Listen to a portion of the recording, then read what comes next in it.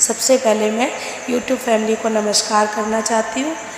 आज मैं आप लोगों को भगवान सत्यनारायण की कथा के बारे में जानकारी देना चाहती हूँ कि कैसे हम लोग घर पर भगवान सत्यनारायण की कथा कर सकते हैं। जो भी यजमान भगवान सत्यनारायण की कथा करना चाहता है या सुनाना चाहता है, उसको सबसे पहले स्नान ध्यान करके साफ सुथरे स्वच्छ वस्त्र पहनने होते हैं।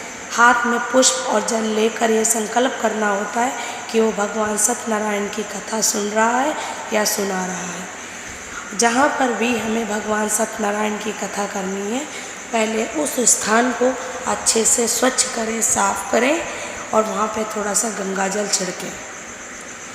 एक छोटी सी चौकी बिछाएं। छोटी चौकी नहीं है तो कोई छोटी सी मेज़ रख लें, उस पर पीला कपड़ा बिछाएं। पीला कपड़ा नहीं है तो लाल कपड़ा बिछाएं और उस चौकी के चारों तरफ केले के पत्तों से उसको सजाएं। पास ही में कलश की स्थापना करें। कलश की स्थापना के लिए पहले चावल की ढेरी लगाएं, उसके ऊपर जल से भरा हुआ कलश रखें। कलश बनाने के लिए आप कोई भी तांबे का लोटा इस्तेमाल कर सकते हैं। तांबे का लोटा नहीं है तो स्टील का लोटा भी इस्तेमाल कर सकते हैं। अब जल से भरा हुआ कलश जो हमने रखा है, अब उसके मुंह पे चारों तरफ आम के पत्ते लगाएं और बीच में नारियल रख दें। और आपको तो पता ही है, बिना भगवान गणेश के आवाहन, बिना भगवान गणेश की पूजा अर्चना के कोई भी देवी देवता पूजा नहीं लेता।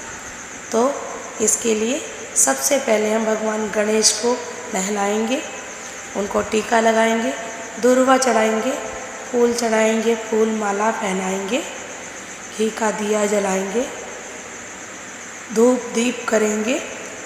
उसके बाद अगर आपके पास विष्णु भगवान की कोई छोटी मूर्ति है तो उसको पंचामृत से नहलाएंगे।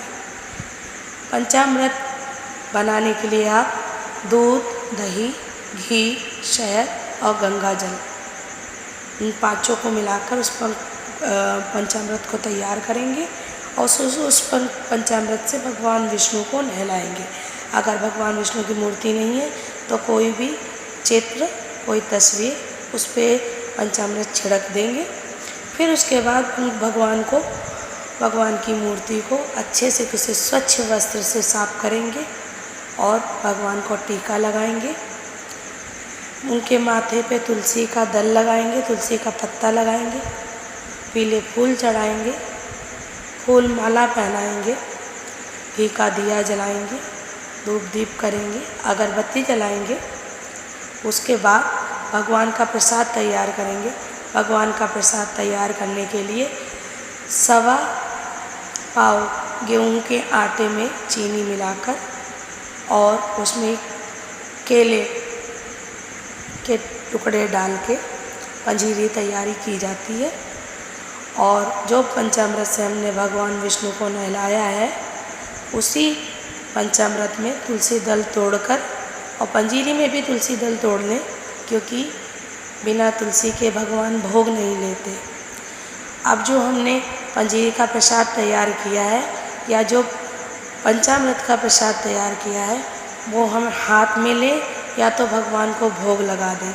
उसके बाद भगवान सत्यनारायण के 5 अध्यायों को अच्छे से ध्यान से पढ़ें, सुने या सुनाएं, उनको अच्छे से संपन्न करें। उसके बाद भगवान सत्यनारायण की आरती करें। भगवान सत्यनारायण की आरती के लिए घी का दिया जलाएं या घी के दिए के अलावा आप कपूर भी जला सकते हैं। और आरती करने के बाद वहाँ बैठे सारे लोगों को उस प्रसाद को वितरित करें जिसका भोग हमने विष्णु भगवान को लगाया है, जो पंजीरी और पंचामृत हमने बनाया था। क्योंकि भगवान का प्रसाद जितने लोगों को मिलता है उतना ही पुण्य हमें मिलता है, इस कथा का उतना ही शुभ फल हमें मिलेगा। मुझे ऐसा लगता है आपको ये जानकारी मेरी पसंद आई होगी। अगर आपको ये जानकारी अच्छी लगी तो ज़्यादा से ज़्यादा लोगों को ये वीडियो शेयर करें, लाइक करें, सब्सक्राइब करें और इसी के साथ मैं अपनी वाणी को